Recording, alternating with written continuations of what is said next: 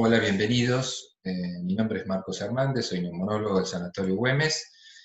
Vamos a dar comienzo a la clase de asma, de la cursada de pregrado en neumonología. Bien, si logro dar arranque, ahí estamos. Un poco repasando los contenidos, vamos a hablar de definiciones, epidemiología, de la fisiopatología un poco, por lo menos los conceptos que consideren más relevantes para poder interpretar cómo se desarrolla la enfermedad y los tratamientos actuales. El diagnóstico, un poco también del tratamiento, lógicamente, y si podemos también mencionar algunas situaciones especiales. Entonces, clásicamente empezamos con la definición. Más allá de toda la definición completa, lo que sí tenemos que recabar es que se trata de un proceso inflamatorio de las vías aéreas, que es crónico este proceso, y que es muy heterogéneo, ¿sí? Tiene diferentes mecanismos, y también esto determina diferentes presentaciones o formas de evolución de la enfermedad, siempre caracterizado con impacto bronquial de carácter hiperreactivo, es decir, que las vías aéreas se vuelven más inestables y se cierran, y esto da también síntomas intermitentes, y variables, ¿sí? Entonces, inflamatoria, crónica, heterogénea, cursa con hiperreactividad y ocasiona una obstrucción variable en general al flujo aéreo. Está la definición más formal, sacada de las vías GEMA, las dejo para que la tengan, pero los conceptos son los que mencionamos anteriormente, y se puede agregar dentro de lo que es la definición lo que tiene que ver con el objetivo del abordaje, que es lograr el control de la patología y la prevención del riesgo futuro, fundamentalmente las exacerbaciones, ¿sí? Enmarcando un poco la problemática y la prevalencia de la enfermedad, es una enfermedad muy prevalente que tiene afección entre 5 al 16% de la población mundial, y en Argentina puntualmente estamos entre el 6 y el 10%, según la definición que se utilice para poder establecer la prevalencia, pero esos son los márgenes o los números que individualizan el problema en nuestro país, ¿sí? Fíjense cómo oscila y la distribución, ¿no? Uno dice del 5 al 10% porque varía, fíjense por los colores, la prevalencia de la enfermedad en diferentes partes del mundo, ¿sí? Incluso llega a ser más prevalente que otras enfermedades crónicas respiratorias, ¿sí? Bien, pasemos directamente a lo que es los mecanismos involucrados en el desarrollo de esta enfermedad.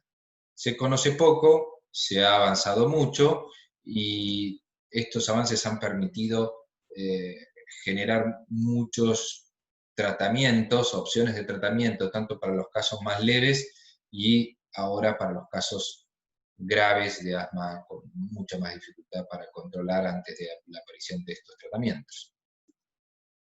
Entonces, haciendo un repaso, hay un sistema inmunitario que tiene una inmunidad innata y una inmunidad adaptativa. La inmunidad innata de respuesta inmediata, no específica, y una inmunidad adaptativa que tiene una respuesta específica con memoria que permite una reacción ante una exposición secundaria a una noxa que había sido anteriormente conocida, por ejemplo, ¿sí?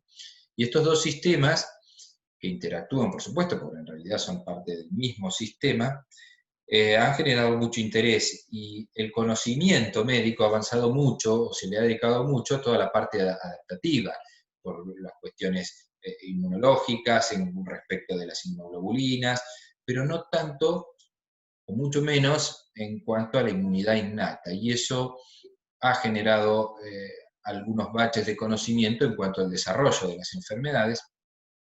Puntualmente en el asma tenemos que la presentación de un antígeno involucra a las células dendríticas, por dar un ejemplo, y estas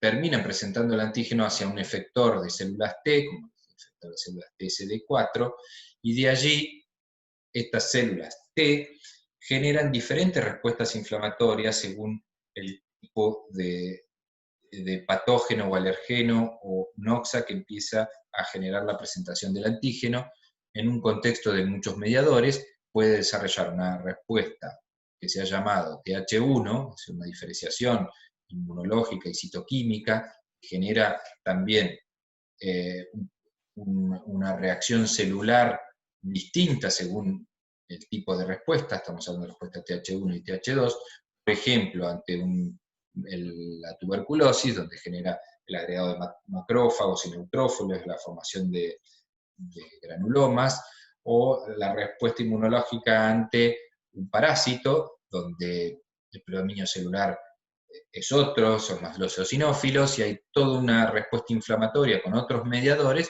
que es la respuesta TH2, ¿sí? Esto tiene mucho que ver, ya vamos a llegar, con los mecanismos involucrados en el asma, ¿sí? Bien, de este tipo de gráficos han visto muchísimos. Acá queda solapado el fenotipo con el endotipo y con asma, porque bueno, también así pasa a la hora de explicarlo y de entenderlo. Hay una superposición de mecanismos, no es todo estanco, nosotros lo separamos para entenderlo. Pero de vuelta, el linfocito T, asociado a una célula dendrítica, células presentadoras de antígenos, desencadena a través de señales diferentes mecanismos, diferentes diferenciaciones de respuesta inmunológica e inflamatoria, a través de las células B, y consecuentemente la generación de inmunoglobulina E, que actúa también sobre los mastocitos y la degranulación. La estimulación a diferenciación para respuesta TH2, que involucra con diferentes mediadores, como vemos acá, interleuquina 5, 13 y muchísimas otras, a los eosinófilos. Estos tienen sus gránulos y otras acciones que hacen a la respuesta inflamatoria, como mencionamos, ante parásitos, pero también de manera patológica en el asma, ¿sí? Generando inflamación, generando reactividad, generando el acúmulo de estas células en diferentes partes, entre ellas en la vía aérea, ¿sí? También tenemos, de vuelta, desde el linfocito T, la respuesta TH1, donde involucramos a los macrófagos, los neutrófilos y otros mediadores inflamatorios, como vemos acá, la interleuquina 17, y fíjense que dice COP acá, COPD o EPOC, ¿sí? Hay solapamiento entre todos estos mecanismos. Es más común este lado de la vía inflamatoria para los fenómenos asmáticos, menos común para los fenómenos asmáticos la neutrofilia, pero es más común en el EPOC, es decir, pueden compartir los mecanismos, y ustedes van a ver que hay un grupo de asmáticos que tienen un predominio celular, por ejemplo, cuando uno los estudia, más neutrofílico que eosinofílico, y bueno, y tiene que ver un poco con esto que estamos desarrollando ahora, ¿sí? Se han establecido diferentes anticuerpos monoclonales y medicaciones biológicas que permiten bloquear diferentes partes de la vía inmunológica, como el omalizumab, que bloquea la inmunoglobulina E, dupilumab, mepolizumab, benralizumab y otros, que como ven, bloquean la interleuquina 5, o sea, diferentes niveles de la cascada o de la vía inflamatoria van logrando cortar la cadena inflamatoria y disminuir esta respuesta que producen, por ejemplo, los pacientes asmáticos, ¿sí? Hay una zona donde no ha habido tanto desarrollo, no se ha logrado tanto desarrollo, que tiene que ver con toda la respuesta inflamatoria macrofágica, neutrofílica, donde hay algunos fármacos desarrollados, pero todavía no tenemos el nivel de respuesta y de desarrollo que tenemos en las vías inflamatorias mediadas por interleuquina 5, inmunoglobulina E, es decir, la respuesta TH2. Tanto que hemos empezado a hablar de respuestas tipo 2 o TH2 altas o TH2 bajas, es decir, hay mucho de esto o poco, lo que no significa que no haya otro mecanismo. Esta expresión involucra el hecho de ser más descriptiva en el desarrollo de decir, tiene mucha respuesta TH2 o tipo 2 o poca, debajo puede haber otro mecanismo que está generando esa enfermedad, pero bueno, no tenemos tanto desarrollo por ahora para poder controlar ese tipo de inflamación, aunque tenemos opciones por suerte, ¿sí? Pero repasando entonces, acá decimos tipo 2, y les voy a explicar por qué, en vez de TH2, tenemos los alergenos, que generan la estimulación o el acúmulo con las células dendríticas. Estas generan la presentación del antígeno al linfocito T, y el linfocito T se diferencia en una respuesta inflamatoria tipo TH2, involucra diferentes interleuquinas, 5, 13, fíjense que esto genera el estímulo para la producción y la degranulación de los macrófagos, para la hiperrespuesta del músculo, de la vía aérea, el acúmulo de linfocitos B y la producción de inmunoglobulina E.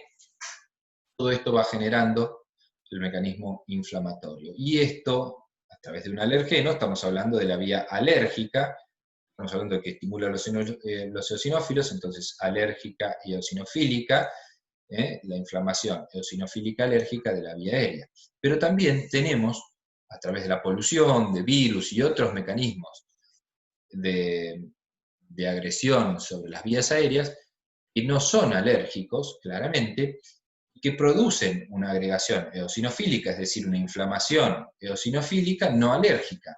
Y aquí tenemos las mismas interleuquinas, o similares, interleuquina 13, interleuquina 5, actuando, pero a través de las células ILC2. ¿Sí? Estas no son los clásicos linfocitos TH1, TH2 que veníamos hablando, sino células de la respuesta inmune, de la respuesta innata, que actúan también en los procesos no alérgicos, y esta era parte de la vía que está entre medio de las respuestas que hablábamos siempre, TH1, TH2, que tienen que ver con esto de la inmunidad adaptativa y la inmunidad innata. Este tipo de células ha generado la comprensión de un punto de conexión entre estos mecanismos adaptativos e innatos, ayudan a entender que hay inflamación alérgica y no alérgica, que consecuentemente tiene los mismos mediadores y un tipo de inflamación y consecuencia en el desarrollo de la enfermedad similar, es decir, el broncoespasmo intermitente y la dificultad para el tratamiento de los pacientes con asma. Y esto ha ayudado mucho a avanzar en el entendimiento. Entonces seguimos. El tipo de respuesta TH2 baja, donde el asma puede ser menos severo, menos eosinofílico, menos respuesta a corticoides, porque pueden ser que los eosinófilos responden mucho al tratamiento con antiinflamatorios como los glucocorticoides, y respuesta TH2 alta, es donde tenemos muchas opciones de tratamiento. ¿De acuerdo?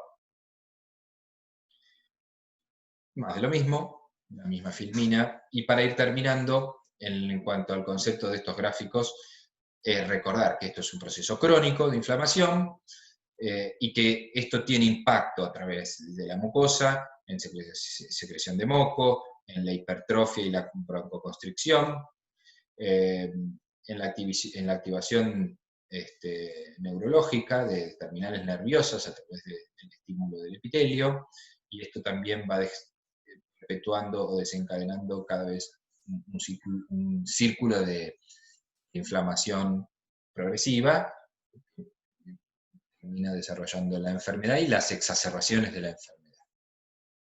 Bien, eso como concepto básico de fisiopatología. Respecto de la clínica, vamos a ver cómo se traduce esto o qué correlato hay respecto de cómo se manifiesta la enfermedad. ¿Sí? Lo primero que puse es distinguir los factores de riesgo para el desarrollo de asma con los factores desencadenantes de síntomas de asma. ¿Sí? Entonces, uno puede tener factores desencadenantes de síntomas o de agudizaciones, de crisis, que tienen que ver con montones de cosas a nivel ambiental, atmosférico, domésticos, como el polvo, los ácaros, los hongos, la polución, los fármacos a nivel sistémico, los fármacos, los alimentos, las cuestiones alérgicas que están relacionadas con la aspirina, con los AINES, algunos betabloqueantes que podrían generar broncoespasmo. Los alimentos, por supuesto, hay algunos relacionados, y si estos causan síntomas, pueden generar cuadros graves. Así como la exposición laboral puede generar agudizaciones y desencadenar asma o los síntomas de asma en alguien que ya es asmático. Es distinto los factores asociados a la aparición de asma, ¿sí? Tienen que ver factores inherentes al huésped y perinatales que hacen que en esa persona se desarrolle el asma, ¿sí? No vamos a entrar en el listado de todos, pero sí empezar a entender las diferencias entre los desencadenantes y los causantes. De los causantes es más complejo, menos entendido, pero hay un montón de situaciones que pueden determinar el desarrollo de la enfermedad. Bien, vamos a pasar al diagnóstico. Para el diagnóstico siempre nos basamos, en todas las enfermedades, la expresión clínica, sintomática y signológica es la que va a determinar el pretest o uno de los pilares fundamentales para la sospecha y para el diagnóstico de la enfermedad. ¿Sí? Entonces tenemos que hacerle algunas preguntas al paciente, está sacado de gema, si alguna vez ha sentido silbidos en el pecho, si ha tenido tos por las noches, si ha tenido silbidos o dificultad para respirar en alguna época determinada del año o en contacto con animales, plantas, cigarrillo, etcétera, como veíamos ahí entre los factores desencadenantes, si ha tenido tos, silbido, dificultad para respirar cuando hace ejercicio, si ha padecido resfriados que duran, muchas veces los pacientes cuentan, no, tengo muchos resfríos, que después empiezan acá en la vía aérea superior y se bajan y me producen síntomas de obstrucción o de opresión o de falta de aire, o se bajan el pecho. Se ha utilizado medicamentos inhalados y estos le alivian, también nos ayudan a sospechar la enfermedad. El contexto alérgico, individual y familiar, también ayuda a aumentar el pretest o nuestras sospechas sobre el asma, ¿sí? Entonces, cuando vamos a definir bien los síntomas, tenemos las sibilancias, la falta de aire, referida como disnea, la sensación de falta de aire, la tos y la opresión pueden ser síntomas de asma, ¿sí? Sobre todo tienen un predominio nocturno, a la noche, a madrugada, a la mañana a primera hora. Son síntomas que el paciente reconoce porque le son repetidos, pero son intermitentes. ¿Sí? Los pacientes asmáticos en general tienen periodos en los que no tienen síntomas, o estos síntomas son muchísimo menores, y otros que son definitivamente más efervescentes y están más presentes, ¿sí? Eso es un punto importante para diferenciarlo de otras enfermedades que pueden tener síntomas similares, pero son más constantes, como puede ser el EPOC, ¿sí? Bien, y esto un poco para hacer la correlación entre la inflamación y los síntomas. Hay pacientes que tienen mucha inflamación, pero pocos síntomas, es decir, que sus parámetros inflamatorios están muy elevados, tienen pocos síntomas, y esto puede ser en los pacientes que son oligoperceptores, o que realmente no tienen una expresión, y bueno, uno necesita marcadores para poder determinar su presencia. La mayoría de los asmáticos tienen una evolución que tiene un correlato entre más inflamación, más síntomas, es lo que lógicamente uno sospecha, pero hay otro grupo de pacientes que tiene, perdón, ¿no? Acá tiene mucho síntoma y poca inflamación, o sea que los síntomas nos dicen qué es lo que tiene el paciente, y son los llamados T2 bajos, al principio, y estos, ven aquí, mucha inflamación y pocos síntomas. Estos pacientes con esta discordancia son peligrosos porque necesitamos, como mencionaba antes, algún marcador, objetivar la inflamación, objetivar la obstrucción, porque los síntomas no nos avisan de este cuadro inflamatorio subyacente, que ponen al paciente en riesgo de una crisis o de objetivar la situación de manera tardía, ¿sí? Tenemos también, entonces, para objetivar, necesitamos métodos de medición que nos permitan, más allá de los síntomas, establecer si tiene realmente obstrucción el paciente, o sea que esos síntomas son por obstrucción de los bronquios. Para eso tenemos el método estándar, que es la espirometría. Recuerden que cómo se hacía una espirometría, ya lo tienen que haber visto anteriormente, pero tenemos, lo primero a observar es si tiene o no obstrucción, y eso se establece a través de la relación de lo aspirado en el primer segundo sobre la capacidad pulmonar total, forzada, la capacidad vital forzada. Esta tiene que estar disminuida, menos de 0,70, o en realidad menor al límite inferior normal. Y también, en general, cursan con disminución de la capacidad de soplar en el primer segundo, el BEF1, ¿sí? Esto tiene que ver porque al disminuir al aumentar la resistencia, uno necesita más tiempo para soplar la misma cantidad de volumen. ¿Sí? Y otra cosa que veníamos hablando es esto de la hiperreactividad, es decir, que tenga reversibilidad. Yo le doy, si está obstruido, le doy un broncodilatador y tengo una respuesta mayor al 12% y 200 mililitros en el flujo expiratorio en el volumen expirado en el primer segundo, voy a tener respuesta a broncodilatadores positivas, y esto es uno de los criterios diagnósticos para el asma. ¿Le pasa esto a todos los pacientes? No, hay algunos pacientes que tienen una espirometría basal normal. Si no lo encontramos en el momento de los síntomas, esto que dijimos de heterogéneo y variable, no vamos a poder objetivar esa obstrucción. Y que no quiere decir que a la tarde o en otro momento de su evolución lo tenga, si lo hicimos a la mañana, por ejemplo. Por eso también tenemos otras opciones, como el pico flujo, que nos permite, más sencillo, no necesitamos del equipo del espirómetro. Esto es una curva flujo-volumen, la que se realiza a través de la espirometría, y acá tenemos el ejemplo de un pico flujo, ¿sí? Donde es más sencillo, el paciente lo puede tener en casa y hacer un monitoreo, por ejemplo, de 2 semanas, la mañana y la tarde, la mañana y la noche, y ver la variabilidad que hay en estos registros. Si hay más del 20% en mediciones consecutivas, o sea, con más de 3 días de la semana, durante un registro de 2 semanas, permite establecer esta situación de variabilidad y de obstrucción variable de la vía aérea, que es tan necesaria para poder documentar que esos síntomas se relacionan con obstrucción de los bronquios, ¿sí?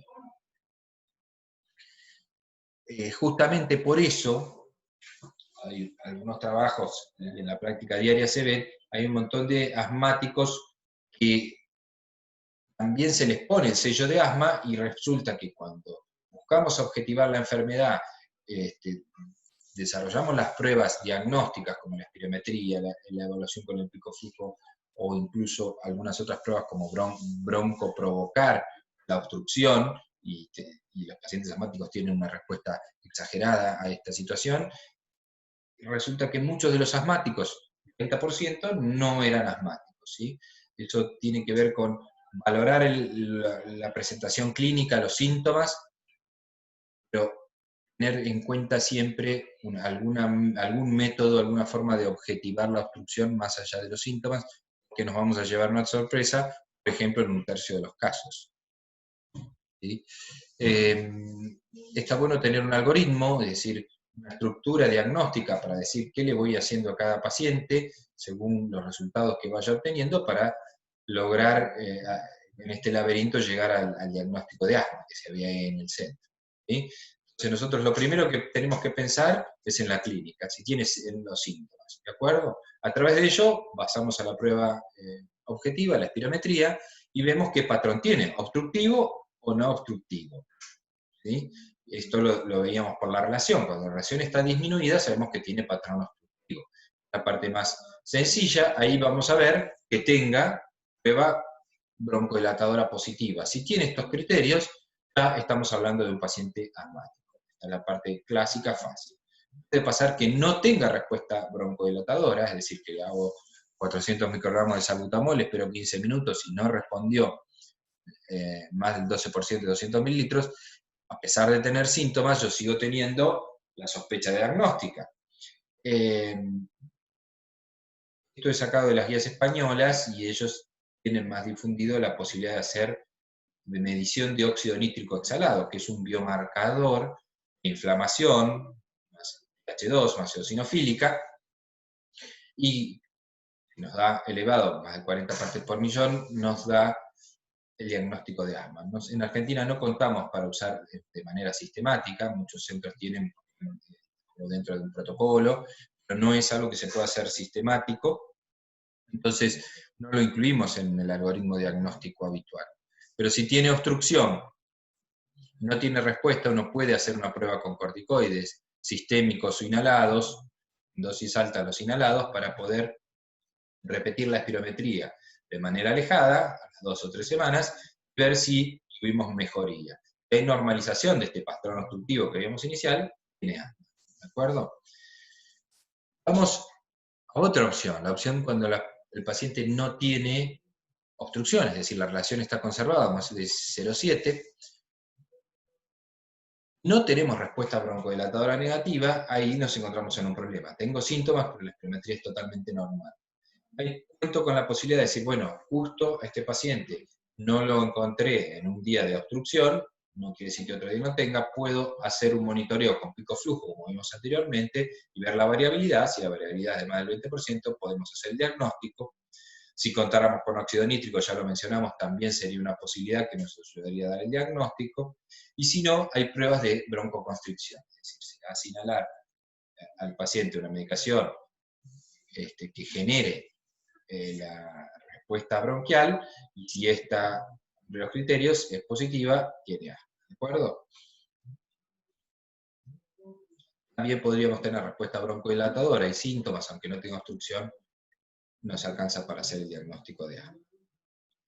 Bueno, esto es una situación común que nos encontramos, que es muchos pacientes por la clínica son vistos en una guardia o en otro colega, le da para ayudarlo con los síntomas el tratamiento, y cuando nosotros nos encontramos a un paciente con tratamiento ya es más difícil porque las pruebas pueden normalizarse y yo no puedo comprobar, si tengo dudas, si este paciente tiene asma. Bueno, ahí uno tiene una serie de opciones, ¿no?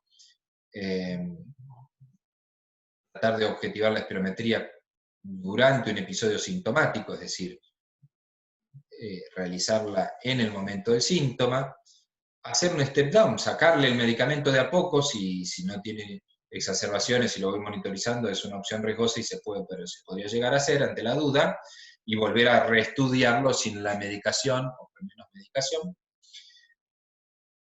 El test de broncoprovocación, como ya hemos dicho, y en los cuadros más leves uno puede considerar suspender el tratamiento y ir controlándolo durante unos meses a ver qué pasa, ¿sí? Tenemos diferentes opciones con las que nos encontremos con el paciente, pero bueno, básicamente hacer el razonamiento de que el tratamiento o la ausencia de síntomas en ese momento nos puede generar una falsa tranquilidad con una espirometría normal. Ese es el concepto que quiero dejar. También tenemos problemas, no todo lo que silba es asma, por supuesto, muchas cosas pueden dar falta de aire, silbidos en el pecho, opresión, tos, y no necesariamente, por supuesto, ser asma, ¿no? Entonces el diagnóstico diferencial adquiere importancia. Habíamos mencionado el EPOC inicialmente, y tenemos algunos métodos para ayudarnos, porque los dos cursan con obstrucción de la vía aérea, los dos cursan con falta de aire, los dos pueden tener tos, pero claro, el EPOC en general afecta a gente más grande, necesita tiempo para que sus pulmones se alteren por el cigarrillo o alguna noxa inhalada, el humo, digamos. Lo más común es cigarrillo, o sea que uno lo interpreta que en general se produce después de los 40 años, es lo más común. La asociación con el cigarrillo, aunque puede haber asmáticos que fumen. La presencia de alergia puede ayudar, el contexto, digamos. Esto de la reversibilidad, por supuesto que es más común en el asma que en el EPOC. La respuesta a los corticoides, los dos se tratan con corticoides en las crisis, pero la respuesta del asmático siempre o casi siempre es mucho más rápida y efectiva, porque tiene la capacidad de revertir la situación de obstrucción, ¿sí? Y después hay un montón de otros diagnósticos diferenciales, desde la obstrucción laríngea inducible, desde no sé, la presencia de bronquiectasias, cuerpos extraños en la vía aérea, la insuficiencia cardíaca. Hay un montón de situaciones que pueden remediar estos síntomas y uno tiene que estar atentos para poder diferenciar, ¿sí? Esto es lo que decíamos de la obstrucción inducida laringia, síntomas rápidos, en cuanto, por ejemplo, inducida por el ejercicio o por la actividad, y enseguida cuando uno para, desaparece. En cambio, el asma inducido por ejercicio, que también es otra variedad del asma, aparece en general a la media hora de estar haciendo actividad y permanece activo, y muchas veces es signo de un asmático que en realidad no está bien controlado y durante el ejercicio se manifiesta más los síntomas. Pero bueno, sepan que también hay una variedad que se desarrolla durante el ejercicio y no en otra situación. Pero el concepto es tengamos y pensemos qué otras cosas pueden dar síntomas respiratorios y tratar de ir diferenciándolos según los criterios que vamos viendo de en cuanto a la presentación del asma y la objetivación del asma con la obstrucción variable. Les dejo esta pregunta. ¿Este paciente qué tiene? No la vamos a responder ahora, pero la van a ir respondiendo a lo largo de la cursada, ¿sí? Cuando vean EPOC, cuando vean asma, cuando vean toda la cursada de neumología. 70 años, fíjense, tiene esta espirometría. Varón, lo primero que mirábamos era la relación, BF1 capacidad vital, dos broncodilatadores, 44.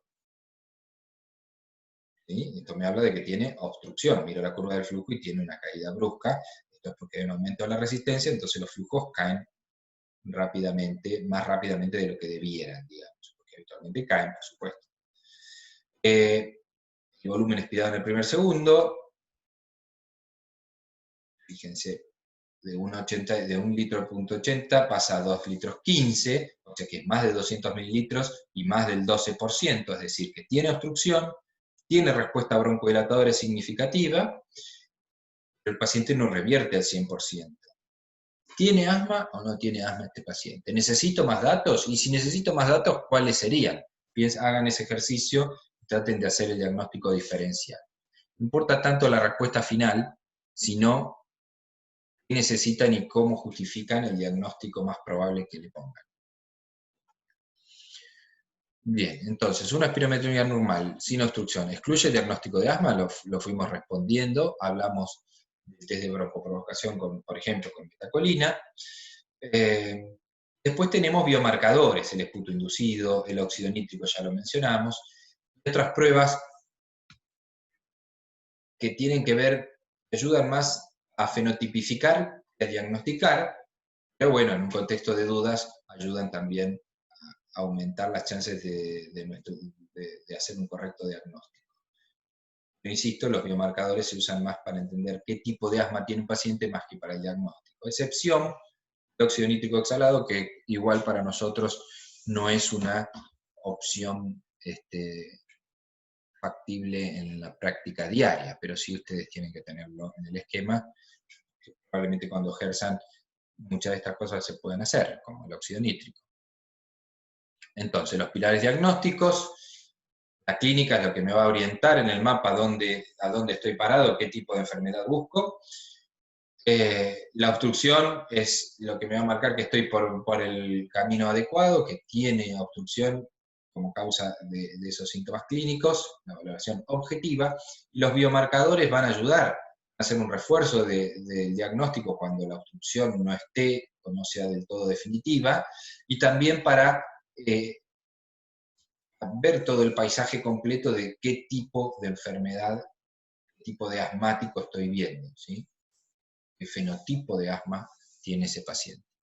Por supuesto que los fenotipos que veremos más adelante, como implica una serie de estudios que se reservan en general para los pacientes con asma más grave, pero están habiendo trabajos que también pueden ayudar a definir tratamientos en pacientes leves. Así que los biomarcadores los dejamos como uno de los puntos importantes que están en constante desarrollo porque todavía el asma no tiene un biomarcador concreto que pueda dar diagnóstico, que pueda hacer todo lo que quisiéramos en cuanto al seguimiento del tratamiento, pero hay muchos y de utilidad para definir y para orientar los tratamientos y la respuesta inflamatoria.